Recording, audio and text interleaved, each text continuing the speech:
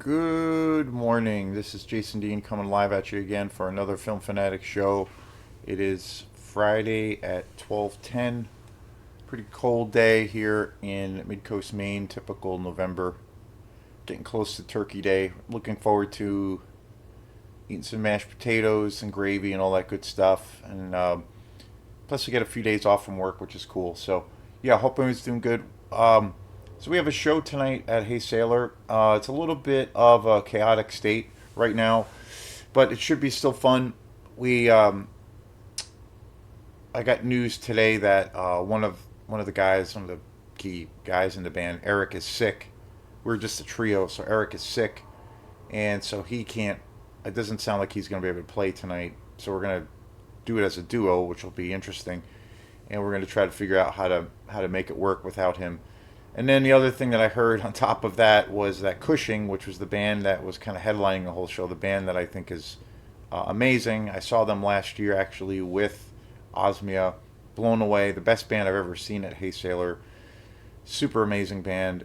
They canceled because they are all sick. So there's gonna be we're gonna Leo and I we're gonna still carry on and try to make something of what we have, and then there's still two other bands on the bill, so there'll still be a night of music, but under different circumstances. The show starts at 7. It's at Hey Sailor in Searsport, an amazing venue. So come on by if you can. Anyway, I've been doing some music shows here on the page, here on the channel. I've been doing, I've been trying to tie in doing some shows on music that I really love. Music that is very inspiring to me, just on a even just being a big fan of music, but then also music that really inspires me for what it's worth artistically when it comes to my band Quantum.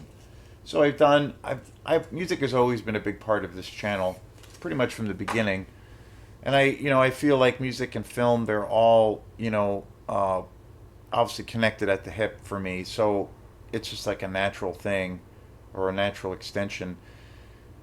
And I just did a couple of shows on various kind of sub genres, if you will, of electronic music. I mainly listen, like my favorite styles of music are electronic music and then also jazz. But I try to listen to a lot of different things in between. I'm also I listen to a lot of heavy music too, but then I love a lot of fusion music and Latin music, and so I try to check out as much as I can. But the two primary styles that I always go back to on the regular is definitely electronic music and then jazz.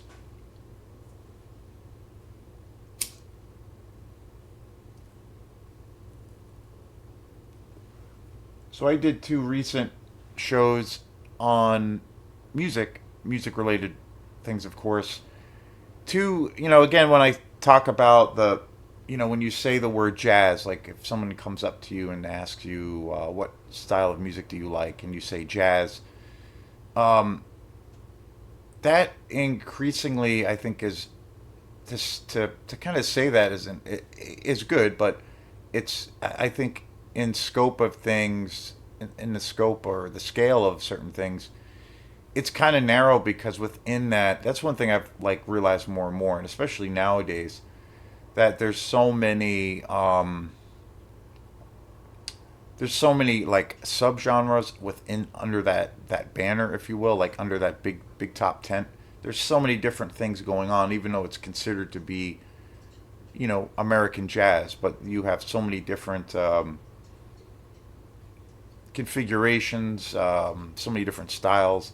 Then I think the same goes for you know if you say you like rock music, that could mean anything. That could be metal, that could be classic rock, that could be um, you know noise rock or shoegaze music, punk music. It could be anything. So with electronic music, for me, it's like that is a very, very general term. But there's all these, kind of sub genres underneath that. And so I've been wanting to explore that and do some shows on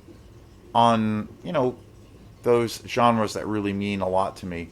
So I did a show that's been up, I think, for a day or so on my deep love of jungle and drum and bass music. So check that out. It's a longer show, and there was a lot to talk about with that. Lots of different artists, and just so many different influences, so many different ways that music has continued and is kind of morphing into these new like hybrid styles, if you will, especially in the modern context with like drummers like Mark Giuliani, Jojo Mayer, J.D. Bex, Lewis Cole.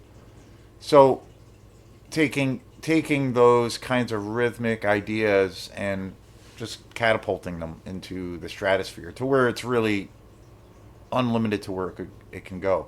And in regards to more pure based electronic music, I feel like Autechre is also doing that, just catapulting that into, you know, places of where it's unlimited to where it can go, um, or to where it can kind of like become something new, and it's a very interesting thing how a style or styles, but in this case, a style can really shift and morph into something new, and yet you can still hear the kind of those main ingredients. So, and then I also did a show yesterday, which I just uploaded, about ambient music. Ambient music is, I also did, as far as from my recollection, I did a show, I've done shows on house music and the global underground scene. I did a big show on Anthony Papa, who is my favorite electronic house music DJ in the world. Got a chance to see him this year, which was amazing. Super rare. I didn't think I'd really get a chance to do that, so that was pretty amazing. So I've covered that genre. Other genres that I really want to cover, as far as which I do, these are little sub things to the style of electronic music. But I do consider, even though it is stylistically, it is obviously very different. I do, in a lot of ways, for me, it's part of that same kind of connective tissue. But I want to do a show on hip hop and a lot of music that I grew up on. There's some artists that I like that are newer artists, but mainly I'm kind of an old school guy. So that music is a style that I grew up on and is a huge influence on me. Just being a fan of music, but then also in the music that I write for Quantum. So I did a big show on ambient music, which is a massive, massive influence for me and a big source of inspiration. And I talked about some general albums, some general artists that, for me, are kind of like the top tier guys. And then also those records, I talked about Tangerine Dream, Brian Eno, Aphex Twin, um, you know, so many groups. And then I tried to narrow it down to like picking those albums for me that those artists have done over the years that are kind of my go-to records. And so this show is about one of those artists. I want to do a specialty show just where I talked about this one particular album and artist. And this album that I'm going to be talking about, which I mentioned in the show for the ambient music um, discussion, is Aphex Twin's Ambient Works Part 2, which came out in which is crazy that it came out so long ago, but it came out in 1994. It's a double album set, and I have to say, there's so many great ambient records out there. Lately, I've been getting turned on to like newer stuff that's more, I guess, influenced by noise or dark wave kind of a kind of a vibe, but very much ambient. And so it's a genre that I love to listen to and to explore. But I have to say, at the end of the day, my favorite album, as far as a real, just pure ambient experience and a pure ambient record, is definitely Aphex Twin's Ambient Works Part Two. It's an astounding collection. It's two discs, and I've been listening to Aphex Twin for a very very long time.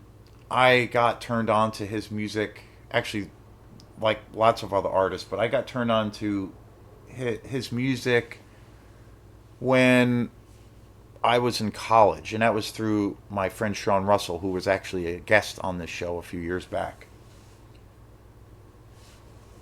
And I got turned on to Aphex Twin really early on.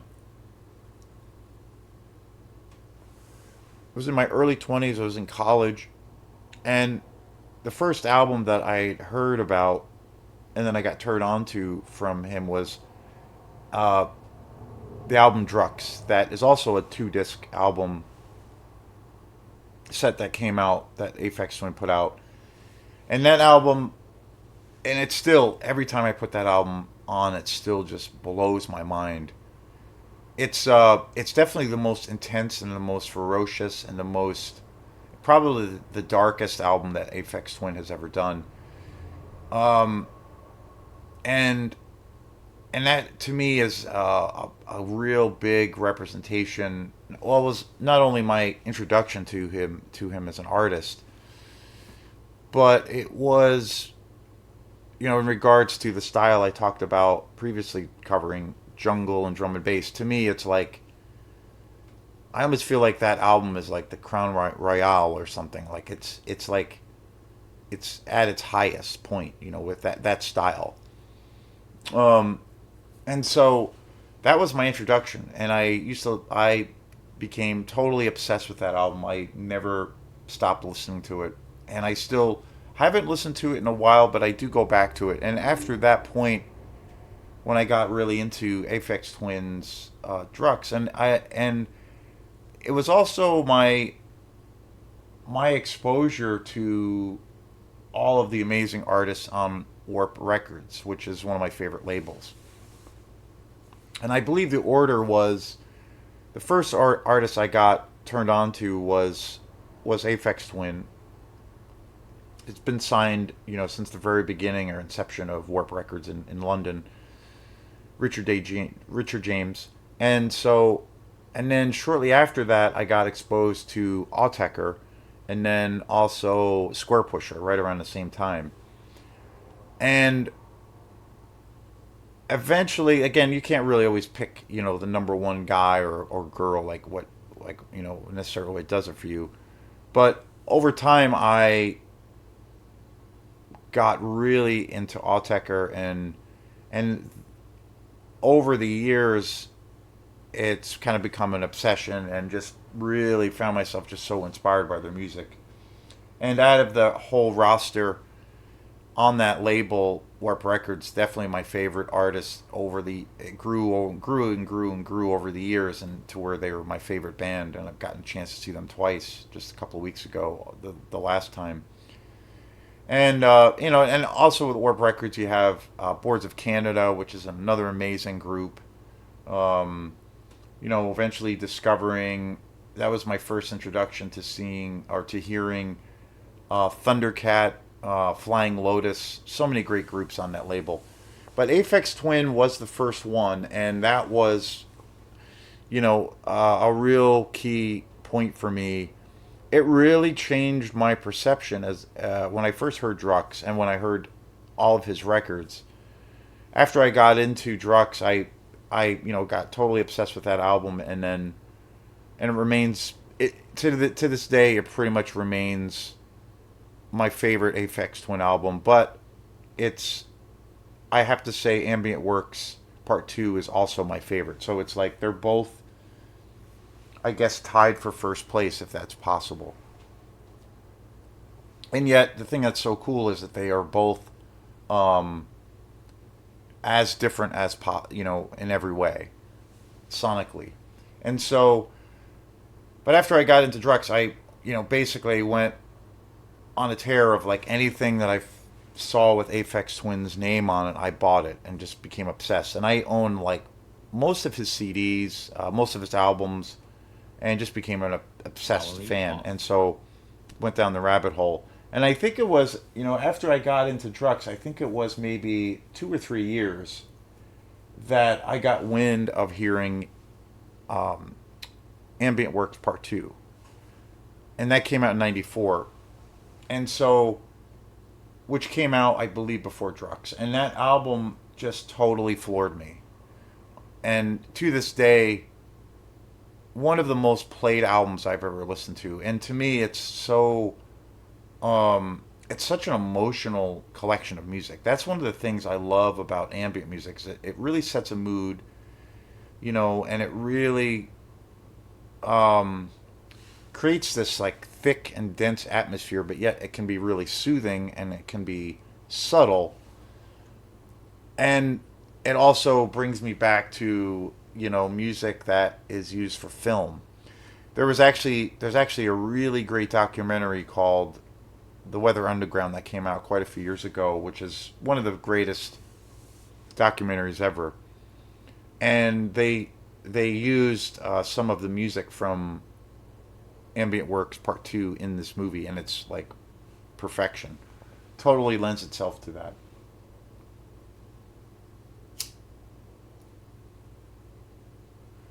And the thing too about that this album, Ambient Works Part 2, is it's like the way it's composed. I think, and again, it's like it creates this vibe, this mood. It's all about the mood. And the thing that's so cool about it is that um, there's so much captivating emotion in this collection. Some of the music is super melancholy. Some of it is quiet and meditative. Some of it is incredibly dark and very atmospheric, and and it runs the gamut. I mean, it really does, and it's very soothing. But it's very some of the tracks. Honestly, when I first heard the record, I was like, wow, like this is music that a serial killer would listen to when he's trying to chill out or something. There were a couple of tracks on it that were so menacing and dark. But there's also I'm a big fan of juxtaposition with music. When it can make you, I mean, because we're human beings, so we like, we go through, we hopefully grow as people. We go through, changes. We hopefully grow, and we have to like learn about ourselves, and then learn about how we, how we react to events in our lives and how we adjust to those things, realizing things that we um, do have somewhat control over, and then other factors where we just don't. So it's complicated. And so this record, Ambient Works Part 2, to me, totally like encompasses that kind of human experience, I think, and perfectly. And it's definitely easily my favorite record when it comes to the style of ambient music. And the thing that's so, I mean, writing music, creating art in general is, I mean, you do have artists out there that can, like for me, for instance, I always get a little envious or even a little jealous when I have friends that I know who are very, very talented, and they can just like, whip out songs, and they'll have a whole tune worked out, in an hour, and then they'll be able to like present it or even record it, and it's done. It's in the can within a few hours or a day's worth of work. And but for me personally, like I will, occasionally if I'm writing a song, that will happen. Well, I'll have I'll come up with something really quick. Like recently, I've been it's been a lot of fun because I've been playing a lot of this year. I mean, at least with Quantum, it's been a really cool year because we've been playing a lot of gigs, and so and it's obviously music or gigs are slowing down this time of year, but going into winter, coming out of the fall into winter. But I've been fortunate to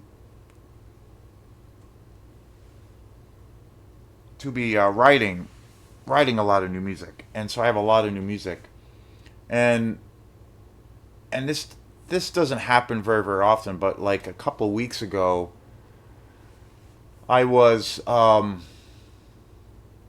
don't know, I was kind of like, well, I call the in some ways I call the writing process. It sounds funny, but I call the writing process as like just kind of dicking around, where you're just literally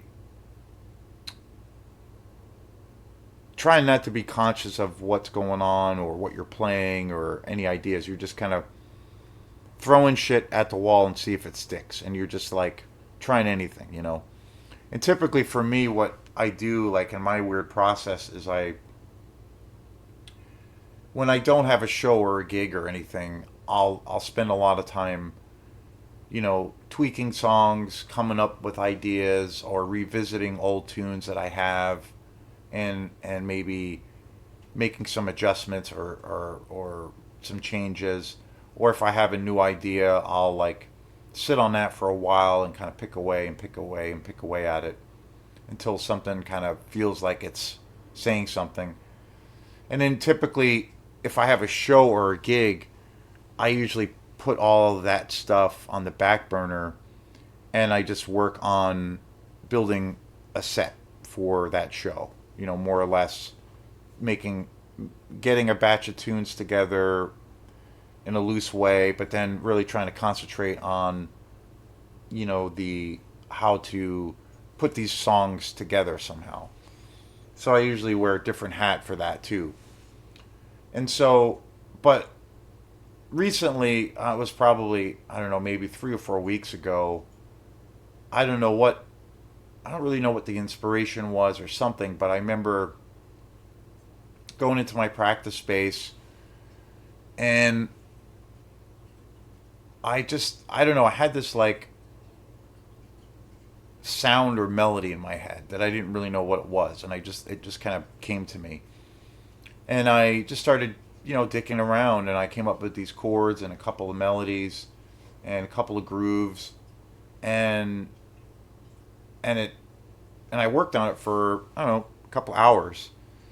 And by the second hour or so, I was like, wait, I think I have a tune. And then I recorded it, played the whole song, worked on it, came up with lyrics.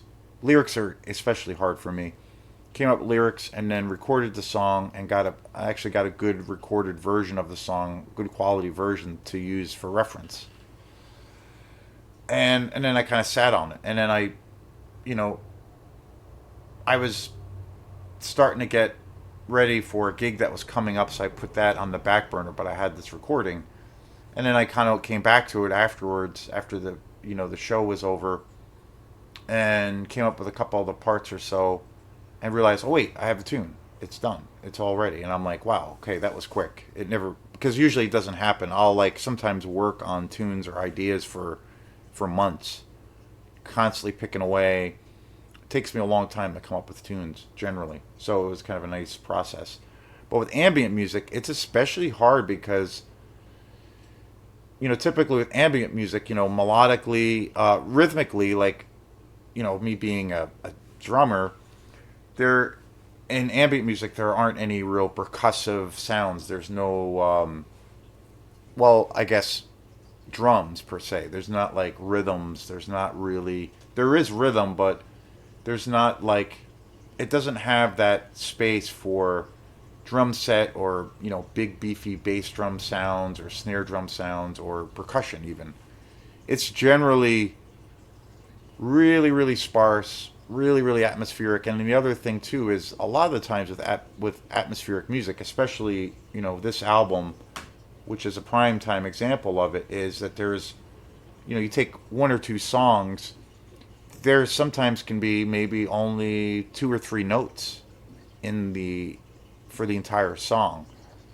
And it's incredibly hard to do that because it really is working trying to say, I guess the best way to describe it is trying to say a lot but with so little at your disposal.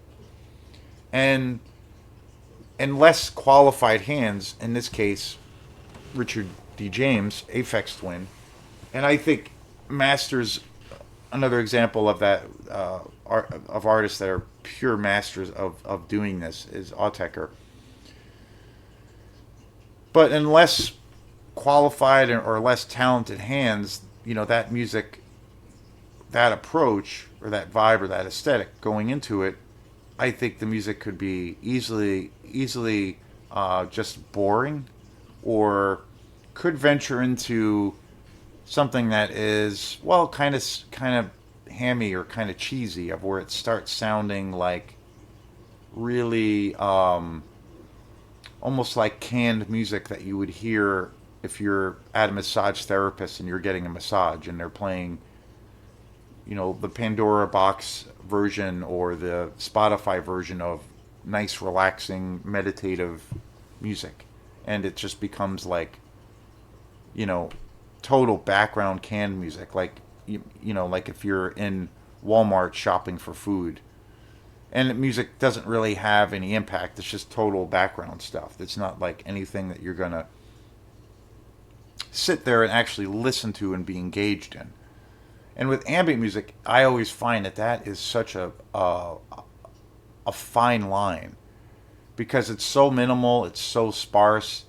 The space in the music between the notes is often, which I think generally you can apply to all music in general, but especially ambient music, where there's so little going on, and yet it's creating this atmosphere, and there's that fine line of where you could just have it in the background and just be doing dishes or getting a massage, or would it be something that you could actually sit and listen to, like be engaged in, like if you're listening to like a Led Zeppelin record.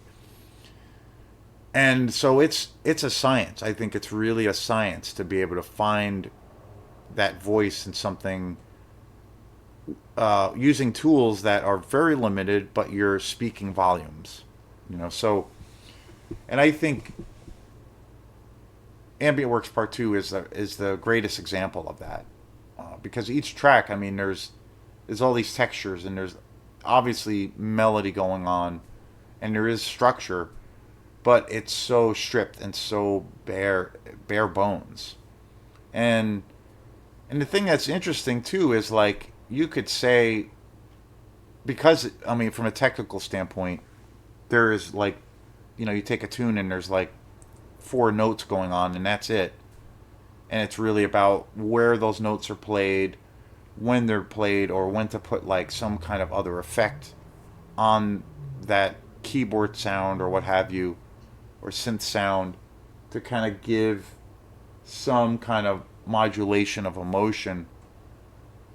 There's all those things, but it's and at face value, a person could say, well, that's easy, anybody can do that, just play a couple of notes and do that. But it's incredibly hard. I had an experience a long time ago with it was a quantum situation many years ago. I had played we had played a gig at the summer solstice. It was a gig we used to do every year. We haven't done it in like 2 years.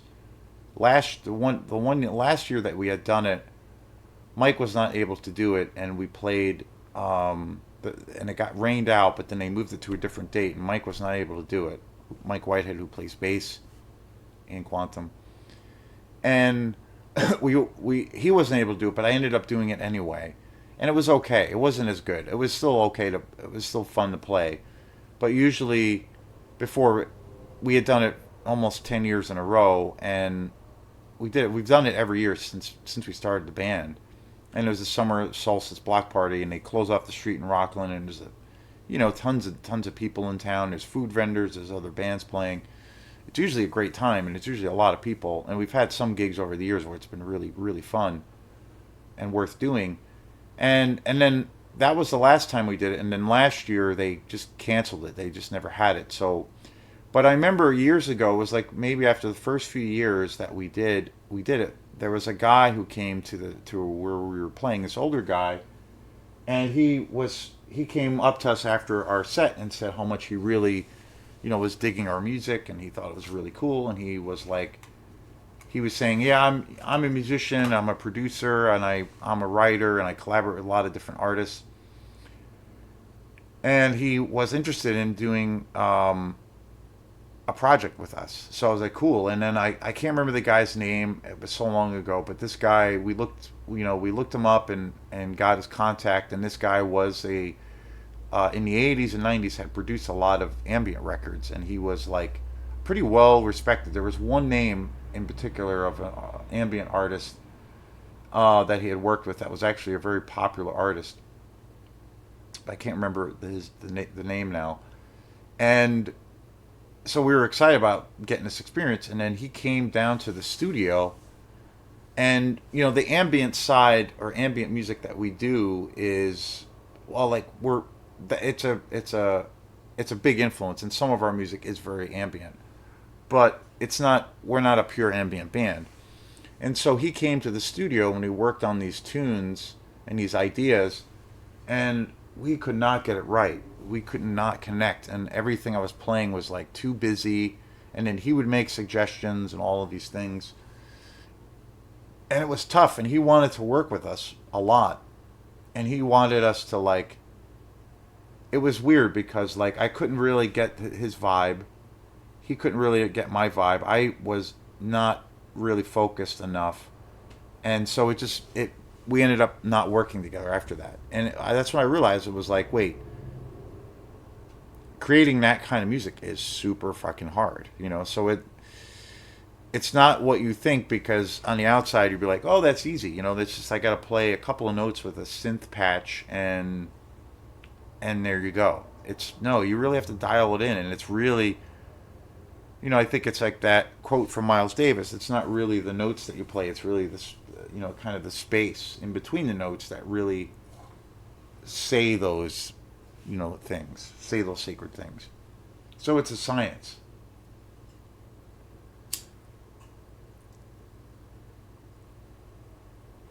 And Aphex Twin's album, Ambient Works Part 2, is like one of the well, most talked about, and rightfully so, one of the most incredible albums ever made in the genre. It's the greatest album in the genre, and it's been reissued. I believe a year or two ago they reissued it on vinyl, which would be astounding.